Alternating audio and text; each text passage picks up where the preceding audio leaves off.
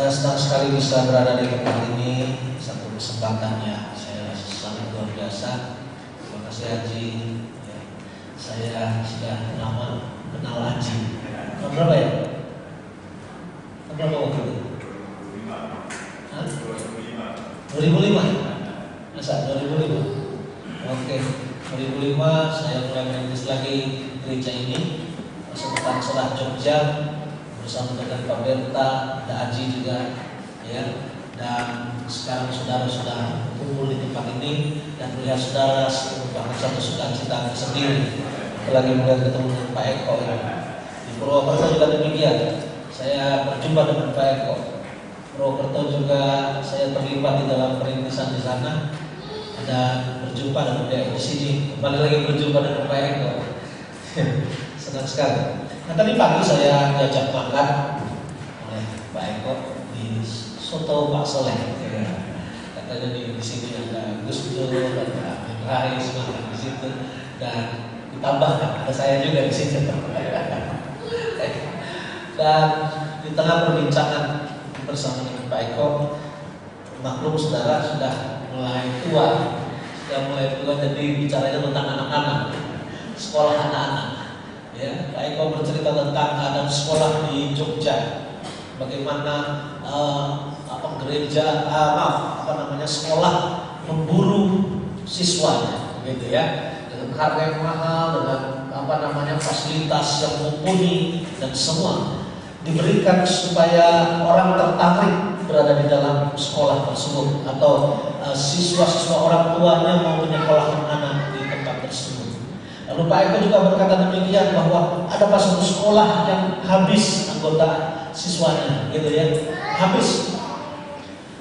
Berbicara tentang hal itu, saya teringat gereja juga bisa mengalami seperti itu.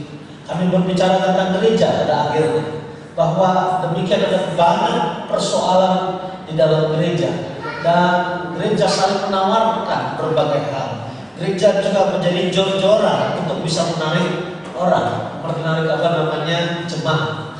Saudara yang dikasihi Tuhan, yang menjadi pertanyaan adalah apa yang kita tawarkan kepada orang ketika orang berhadapan dengan kita sebagai orang percaya.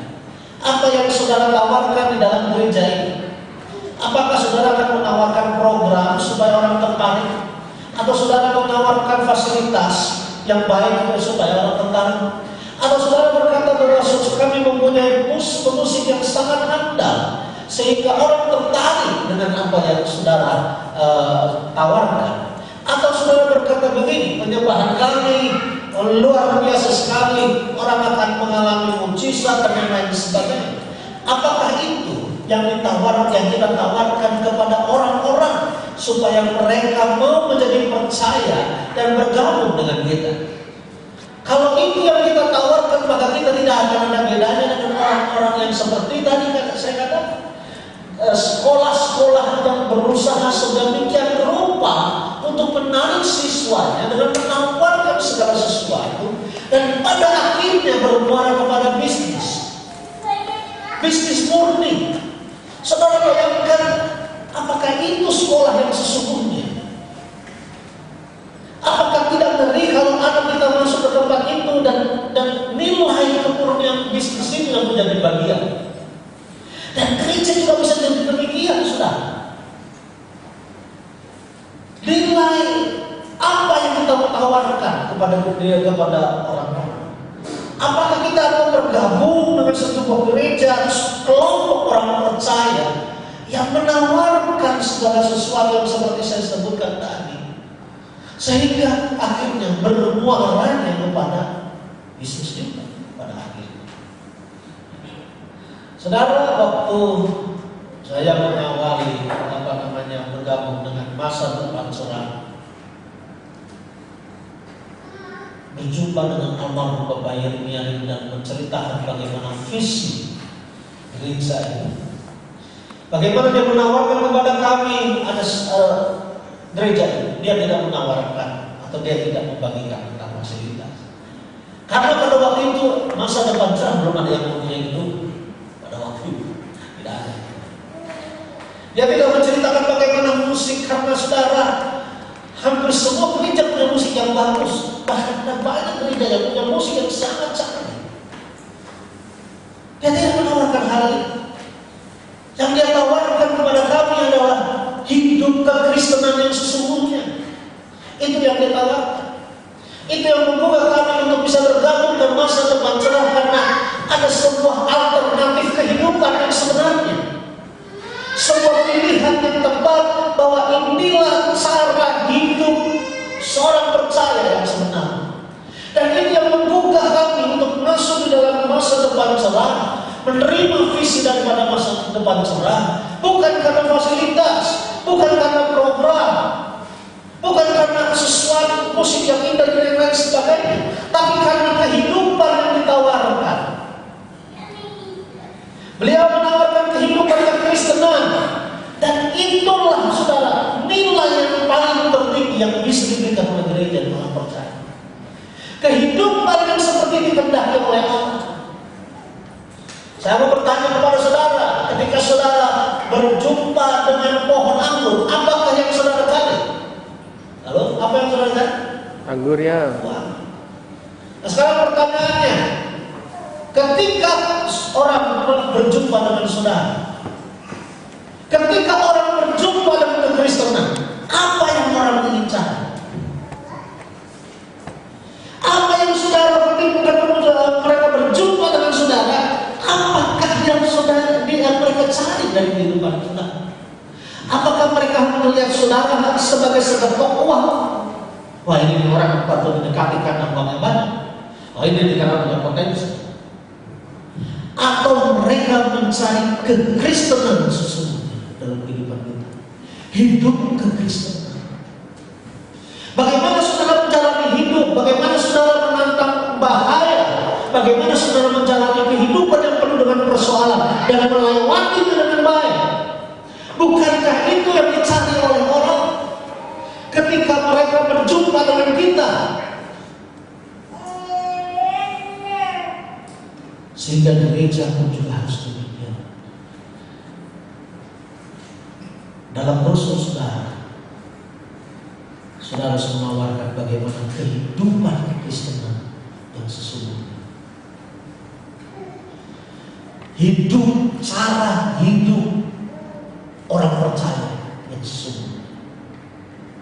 Karena nilai itulah sesungguhnya yang dicari oleh manusia. Beberapa waktu atau besok kita memiliki presiden yang baru, Pak Jokowi. Sebagai orang Solo, saya sangat bangga. Ya, saya nggak tahu pilihan saudara apa, tapi bagi saya, kami bangga ada orang Solo yang bisa menjadi presiden. Tidak kenal sih, saudara tanya saya, kenal Pak Jokowi nggak? Belum kenal. Ya. Tetapi ada satu penawaran yang luar biasa yang dia berikan, yaitu tentang revolusi apa, saudara? Mental. Revolusi mental. Dan saya mau beritahu kepada saudara, Alkitab sudah menuliskan revolusi mental ribuan tahun sebelum hari ini. Alkitab berbicara tentang mental yang seharusnya dimiliki oleh orang. Bagaimana orang memiliki karakter yang baik, Alkitab sudah menuliskannya beribu-ribu tahun yang lalu. Dan sekarang orang mulai menyadari bahwa mental yang baik, karakter yang baik, itu yang dicari oleh manusia. Amin, saudara. Katakan, orang mencari karakter kamu. Coba katakan begini kan, orang mencari karakter kamu. Ya.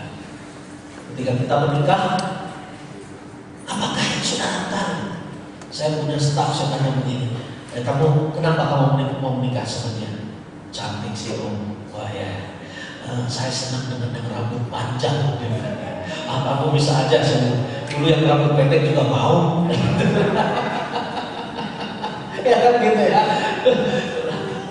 Dia ketawa. Apa yang saudara cari dari seseorang? Bukan karakter. Yang oke, yang harus cantik, yang ganteng, tapi kan ketemu terus ke dapur ketemu dia, ke kamar ketemu dia. Apa yang saudara lakukan? Bukankah pada akhirnya orang menilai seseorang dari karakternya? Suami menilai istri dari karakternya, si istri menilai suami dari karakternya. Kita menilai pekerja kita dari karakternya. Karena kalau karakternya baik, maka dia pasti akan terus menjadi sukses. Bukankah demikian? Nah, saya mengajak saudara untuk melihat bagaimana gereja mula-mula memberikan pola supaya orang memiliki karakter yang baik. Coba kita lihat dalam Kisah Para Rasul pasal 2 ayat 11 sampai dengan ayat 41 sampai dengan ayat 47.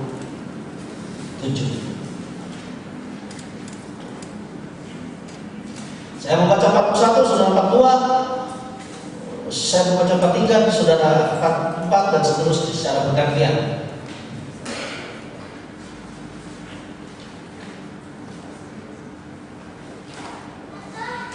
Orang-orang yang menerima perkataan itu memberi diri dibaptis, dan pada hari itu jumlah mereka bertambah kira-kira berapa, saudara?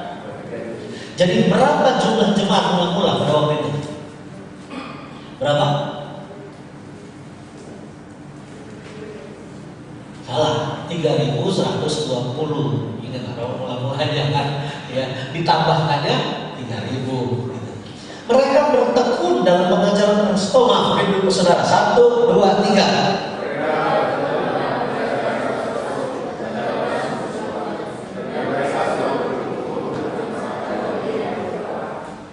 Maka ketakutan mereka semua, sedang rasul-rasul itu mengadakan banyak mujizat dan tanda-tanda.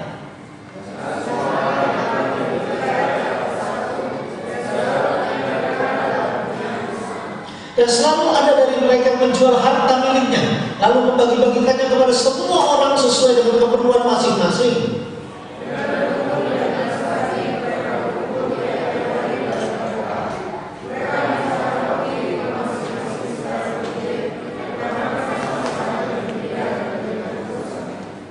Sambil memuji Allah, dan mereka disukai siapa, saudara? Semua orang. Dan tiap-tiap hari Tuhan apa, saudara?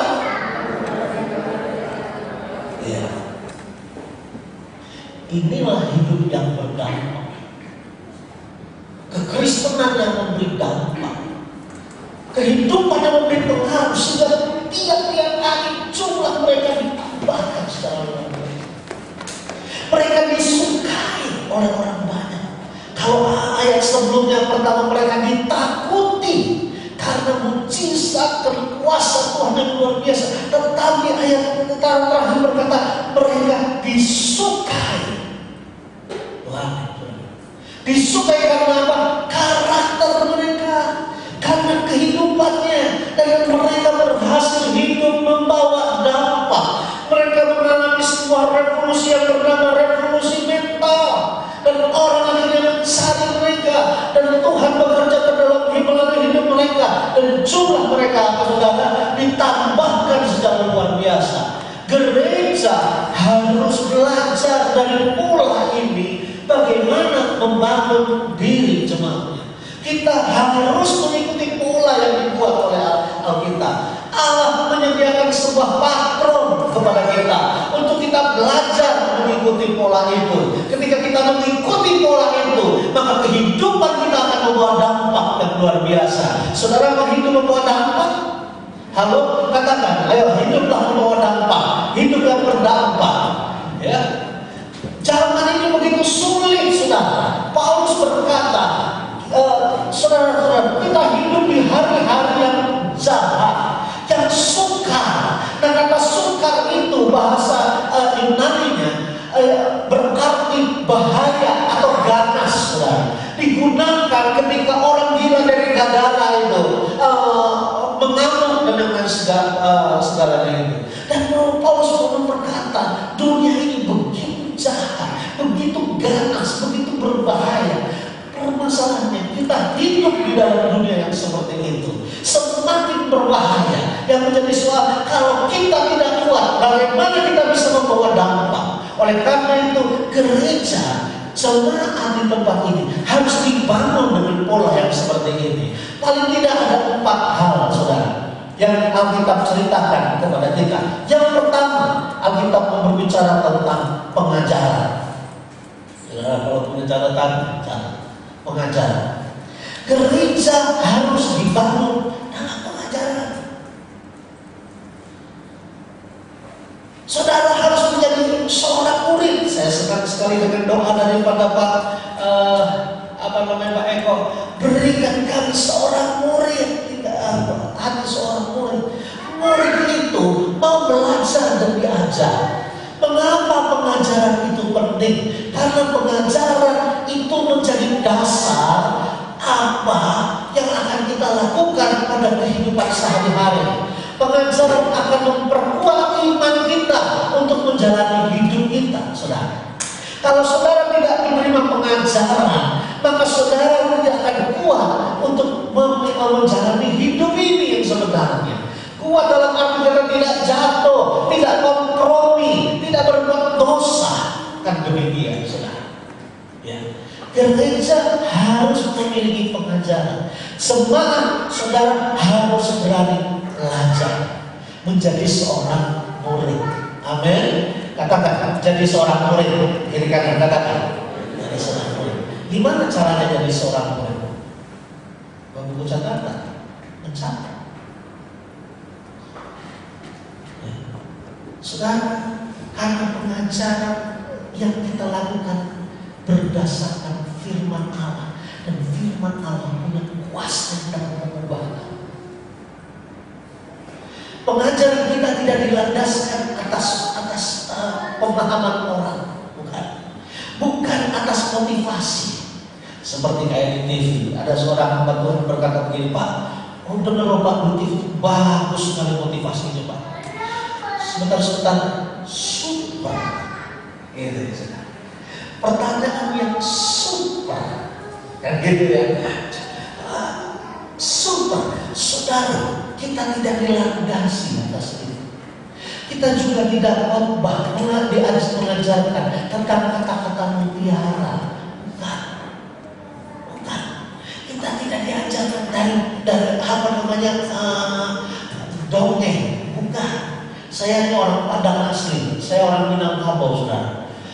Bapak saya namanya Tuan Kularek Sisirohmanto, Tuan Raja Sinata Merah. Bukan karena sakit mata, matanya memang merah. Saya nggak tahu mata. Jadi dia dijuluki Tuan Raja Sinata Merah. Dia di kampung kami mantul Bukit Tinggi. Bapak saya sebagai sultan di sana. Ya, walaupun di kampung sultan juga sebenarnya. Saya selalu dikecil selalu diajarkan tentang maling kundang. Ingatnya maling kundang. Apa maksudnya? Kamu gak boleh kurang ajar sama mama ya. Kalau mama marah, kamu dikutuk mama jadi batu gitu. Saya takut, saudara. Mama saya kutuk saya jadi batu. Tapi rupanya mama saya kutuk saya jadi gemuk, saudara. Ini persoalannya lebih lain. Dan kita tidak hidup berdasarkan dongeng atau motivasi atau kata-kata mutiara. Bukan. Kita hidup diajak belajar tentang firman Allah yang dapat mengubah kehidupan kita. Kalau kita belajar tentang motivasi atau mutiara, kata-kata mutiara atau puisi, itu hanya sebatas pemahaman akal, saudara. Itu tidak masuk dalam kehidupan kita. Firman Tuhan berkata, Alkitab berkata firman Tuhan itu dapat mengubah kelakuan, dapat membuat orang itu berubah, menyatakan kesalahan, memperbaiki kelakuan. Bayangkan, itu kekuatan dari firman Allah. Pengajaran kita didasarkan atas firman Allah yang berkuasa. Mengapa banyak orang tidak bisa berubah, tidak berubah? Karena mereka tidak menangkap firman Tuhan itu dengan benar. Saudara, izinkan istrimu untuk ikut di dalam ibadah. Izinkan anak-anakmu dengar firman Tuhan. Karena firman Tuhan itu sanggup untuk mengubah kehidupan kita. Bukan pengajaran-pengajaran yang lain yang dapat mengubah. Firman Tuhan. Ada orang yang berkata begini satu kali, jemaat saya berkata begini, Pak, hati-hati Pak. Kalau kata-kata Bapak, kata-kata ngomong, nanti orang-orang mati betulan Pak. Cik, masa sibuk? Iya Bapak harus hati-hati kalau ngomong ini, hati-hati. Saya bilang sama dengan baik-baik. Kata-katamu tidak punya kuasa. Amin. Kan saudara bingung. Kata-kata tidak memiliki kuasa. Kata-katamu tidak dapat mengubah sesuatu. Sekarang coba sudah pikirkan, kalau kata-kata saya bisa mengubah, siapa namanya? Yudi besok mau mati, besok dia mati sudah. Pak Eko bilang ini, Pak Berta besok mau mati, Pak Berta mati sudah. Anji jengkel melihat Pak Berta dikutuk sama Pak Eko. Anji ngomong, Pak Eko besok mati, akibatnya dunia bisa kacau. Kata-kata itu hanya meluruskan kebenaran atau mengubah kebenaran jadi menyimpang. Contoh begini, Pak Berta atau saya ya, saudara saya jangan Pak Berta, saya paling jengkel. Ada satu orang setiap kali ketemu saya selalu ngomong, aduh, Pak Mereka kok tambah gemuk. Tiap kali ketemu orang ini selalu saya bilang, Pak Mereka kok tambah gemuk. Saya bilang, Pak, apakah ada kata yang lain selain saya ini seluas begini? Apakah ada kata lain selain itu? Setiap kali itu. Nah, tadi saya contohin. Kalau Pak Berta kita ketemu, Pak Berta kok hidungnya tambah pesek. Saya mau tanya mas saudara, apakah hidungnya Pak Berta jadi berubah pesek? Tidak. Tetapi dia mempercayai apa? Perkataan itu bisa. Semua ngomong, yuk kita besok pulang. Pak Berta hidungnya tambah pesek. 10 orang, 100 orang ngomong seperti itu tiap minggu, pasti Pak Berta akan ngaca terus. Wah, pesek. Pasti. Jadi dia hanya merubah. Anak saudara bilang, aduh kamu dasar bodoh. Apakah anakmu akan berubah menjadi bodoh? Tidak. Tetapi anakmu mempercayai perkataan itu bisa. Kalau itu memang saya bodoh. Dia mempercayai. Tapi firman Tuhan itu mencipta, mengubah. Itu berbeda. Kalau engkau memperkatakan perkataan firman, itu yang dapat merubah seseorang. Itu yang membuat iman menjadi kenyataan ketika kita memperkatakan firman. Saudara bisa beda. Kalau kata-kata saja bisa mengubah, maka mungkin orang yang paling sering menyebutkan kata-kata saya akan berkata kurus. Apakah saya menjadi kurus, saudara? Tidak. Apalagi kalau habis dia diajak makan lagi sama Pak Eko. Tidak. Bagaimana saya bisa kurus? Kecuali saya ngapain, saudara? Mengurangi makanan dan berolahraga. Dengan berkata-kata saja, kurus dalam nama Yesus, kurus. Tidak akan membuat saya kurus. Saudara bisa lihat? Tapi firman Tuhan yang diucapkan, firman Tuhan yang disampaikan dapat mengubah kehidupan kita. Biarkan istrimu mendengar firman Tuhan supaya hidupnya berubah. Biarkan suamimu mendengarkan firman Tuhan supaya hidupnya berubah. Ajak anak-anak untuk mendengarkan firman Tuhan supaya firman Tuhan mengubah kehidupan mereka. Engkau tidak bisa mengubah dengan kata-kata, tetapi ketika engkau mengajarkan firman Tuhan, engkau membawa mereka untuk mendengarkan firman Tuhan, mendapat pengajaran tentang firman Tuhan. Firman Tuhan itu akan mengubah hidup seseorang. Firman Tuhan akan mengubah hidup. Yang kedua, tadi pengajaran.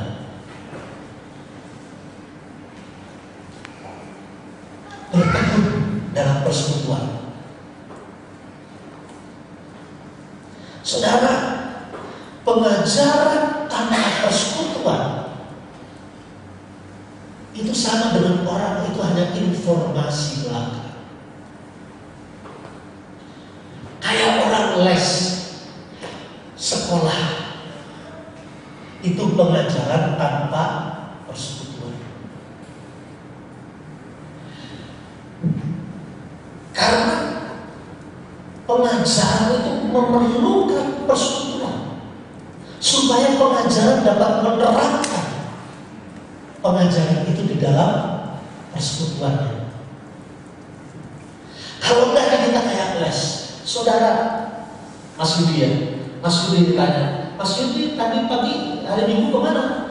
Les di MBC. Kalau enggak persekutuan,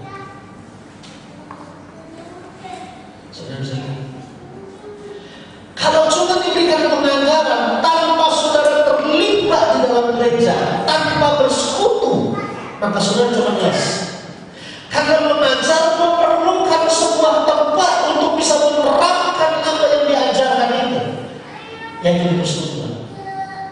Saudara omong kosong kalau saudara bilang begini, saya bisa memaafkan orang lain, saya sulit memaafkan orang Kristen, itu omong kosong saudara. Karena kenyataannya kita lebih mudah memaafkan orang percaya daripada memaafkan orang yang bukan percaya. Alkitab berkata, bagaimana mungkin kau dapat memaafkan musuhmu kalau kau tidak bisa memaafkan sesamamu? Sehingga saudara, kalau saudara belajar mengasihi, disinilah tempatnya, di gerejalah tempatnya. Saudara mau belajar memaafkan, di gerejalah tempatnya. Saudara mau belajar saling membagikan satu dengan yang lain, di gerejalah tempatnya, saudara. Pengajaran diterapkan di dalam gereja, di dalam persekutuan. Kata persekutuan itu koinonia, yang artinya merujuk kepada hubungan dekat, saling membagikan, saling mengasihi, saling memperhatikan, saling mendorong, menasehati satu dengan yang lain. Saudara di luar gereja, saudara tidak akan dapat. Makanya saudara, orang-orang yang sebatang kara, yang tidak mau ke gereja, hidupnya tidak akan bertumbuh. Siapa yang mau mendorong engkau? Siapa yang mau mengasihi engkau? Engkau mempraktekkan hidup di mana pertama-tama? Bukankah di dalam gereja? Saya dikasih film judulnya Lone Ranger. Saya paling tidak suka film itu. Itu jagoan ditinggal di padang gurun sendirian. Habis ngalahin musuh tinggal lagi di padang gurun. Alkitab berkata dalam Mazmur,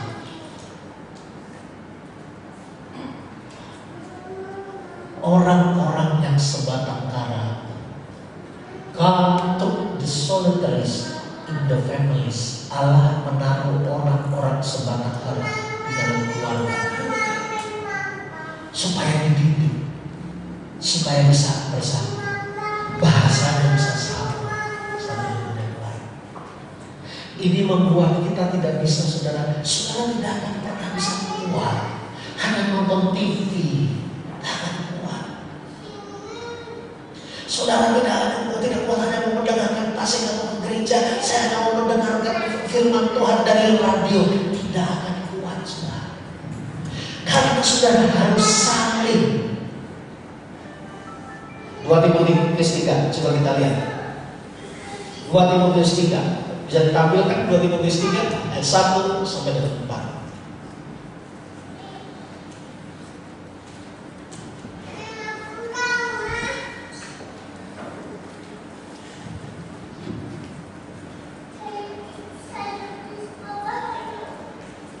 Nah ini yang tadi saya katakan. Ketahuilah pada hari-hari terakhir akan datang masa yang susah. Manusia akan mencintai dirinya sendiri. Narsis tingkat tinggi. Saya paling males kalau di FB itu OTW, mana-mana OTW. Kayaknya orang lain yang bisa jalan-jalan, cuma dia doang bisa jalan-jalan. Semuanya serba OTW. Mereka akan mencintai, menjadi hamba uang. Nah, kalau narsis itu saudara cenderung untuk jadi materialistis, membual, menyombongkan diri. Bagaimana ini bisa ditangani kalau saudara hidup sendirian? Susah. Saudara perlu persekutuan dengan pasangan. Di situ saling dikuatkan, di situ saling ditegur, di situ saling dinasihati. Tidak mungkin saudara hidup sendirian, tidak akan kuat. Yang ketiga,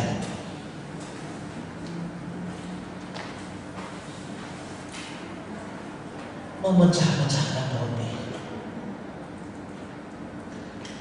Olah hidup jemaat ulang-ulang, memecahkan roti. Lalu memecahkan roti bicara tentang mengingat kematian Kristus. Setiap kali kita minum dan makan roti, kita mengingat kematian Kristus.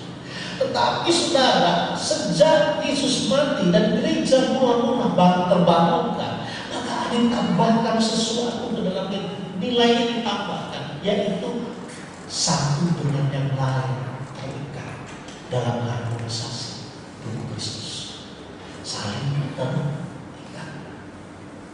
Saudara tak mungkin di rumah bikin perjamuan sekasih sendirian. Saudara angkat kain, mari kita makan roti. Kalau saudara sendirian dan lihat di kaca, tubuh Kristus mungkin di sini saling harmonisasi. Aku mau berkorban untuk kamu, ya kan gitu ya. Saya teringat satu kali, saudara pernah Pak Petrus khotbah di tempat ini? Belum pernah. Ada salah satu pemimpin kita orang yang tinggi besar. Tahu Pak Petrus Pak? Pak Petrus tahu. Tinggi besar. Kami biasanya di sinode setelah pertemuan itu perjamuan kudus. Kebetulan ada teman saya di depannya ada Pak Petrus. Pak Ramon Wijaya pada satu kali membawa satu roti besar. Jadi perjamuan kudusnya bukan dari pakai hosti, tapi pakai roti besar. Semua mencabik-cabik. Ya, saya mencabik sedikit. Teman saya di samping namanya Pak Awi di Manado, dia mencabik sedikit. Giliran Pak Petrus dia mencabik besar. Abang bilang begini, sekarang lihat ke belakangmu dan tukarkan roti ini dan saling berdoakan.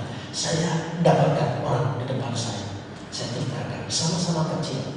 Teman saya ini tukarkan dengan Pak Petrus. Dia melihat udah sekali sudah. Waktu perjamuan kudus selesai makan sudah. Teman saya begini. Saya bilang, baik, dia minum anggurnya. Enak, belum habis.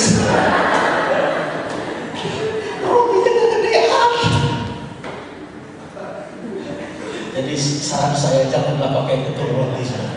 Sebab ada orang-orang yang seperti itu saudara, yang ngambil gede-gede. Nah, harmonisasi satu dengan yang lain. Saling bertukar, saling mendoakan. Itulah mengapa engkau tidak bisa sendirian. Engkau harus berada di dalam satu gereja supaya hidupmu berdampak. Ada harmonisasi. Yang keempat, doa.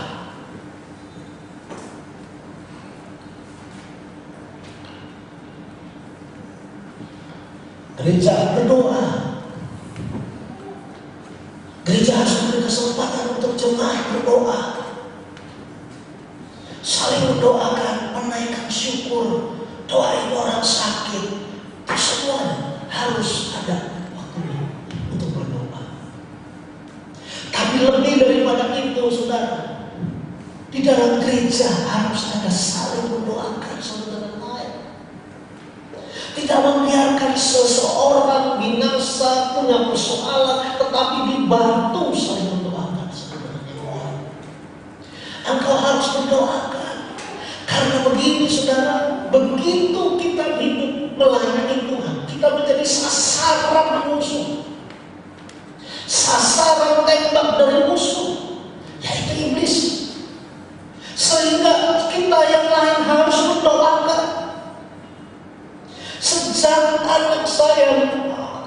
yang bernama Joy, anak pertama saya, naik ke panggung untuk melayani Tuhan menjadi singer. Sejak itu saya berdoa secara sungguh-sungguh untuk dia.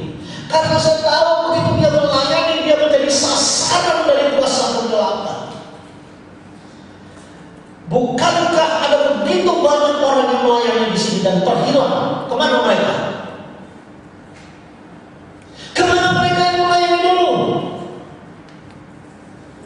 Pertanyaannya, siapa yang berdoa untuk mereka? Satu kali ada seorang muda, saudara, hatinya penuh dengan kemarahan. Dia begitu cengkel, begitu marah dengan keadaan. Maka dia ambilnya sebuah tongkat pada satu hari. Dicarinya adiknya yang bernama Habel. Ketika dia ketemu dengan Habel, maka dia mengambil tongkat yang digunakan itu, dia pukulkan kepada adiknya dan adiknya mati. Saudara tahu ceritanya? Siapa nama orang yang membunuh itu? Kain. Dan pada satu hari Allah berjalan-jalan, kalau kita berkata, di taman. Dan Allah bertanya begini kepada Cain, Cain, where is your brother? Cain terkejut. Alkitab berkata, Cain said, am I my brother keeper? Cain berkata, apakah aku menjaga adikku sehingga engkau bertanya kepadaku tentang adikku? Tuhan, saudara jawabnya, ya. Engkau adalah penjaga bagi istrimu. Engkau adalah penjaga bagi suamimu. Engkau adalah penjaga bagi sahabatmu di dalam gereja. Engkau penjaga bagi anakmu. Ya benar, engkau adalah penjaga bagi mereka. Sebab Allah akan bertanya satu hari kepada engkau, di mana adikmu? Di mana orang tuamu? Mengapa engkau tidak berdoa buat mereka? Seberapa serius saudara pernah berdoa untuk pasangan hidup saudara? Pemerintah ibu mana?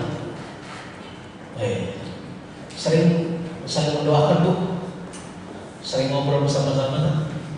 Kan gak pernah nanya, Mama, kalau nanti kita tua siapa yang mati duluan?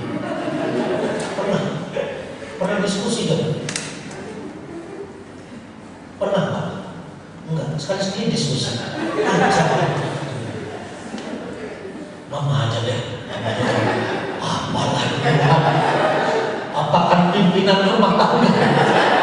Apa yang harus merintis ke surga? Papa yang bisa ngomong, jangan mak. Kalau papa mati, siapa yang mengurus rumah? Papa bertanggung jawab atas rumah. Mama dulu.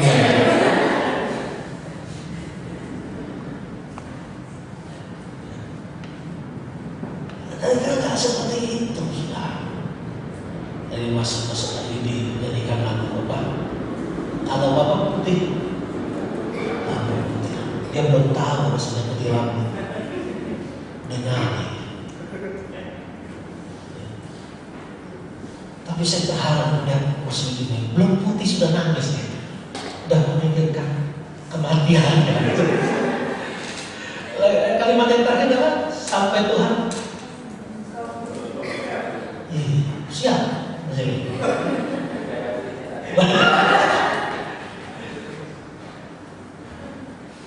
Siapa yang serius berdoa buat istri? Satu kali ada seorang hamba Tuhan bertanya kepada saya, kamu doa untuk istri? Tahu sendiri doa, masa berdoa doa. Seberapa serius kamu berdoa buat istri? Serius. Dia bilang seberapa serius. Lalu saya nggak bisa berdoa. Saya nggak terlalu serius berdoa buat dia. Tapi sejak itu saya serius berdoa untuk istriku dan anak-anakku. Ketika mereka tidur, berdoa sampai mereka.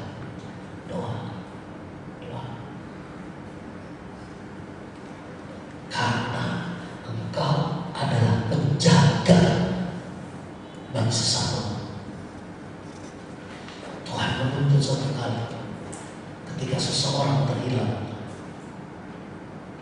Berta, where is your brother? Eko, where is your brother? Am I my brother keeper? Apakah aku menjaga bagian ini? Jawaban itu ada pada saudara. Tapi gereja melakukan hal itu. Mereka saling mendoakan dengan yang lain. Doakan pendetamu. Sebab Alfon jangan joki terus.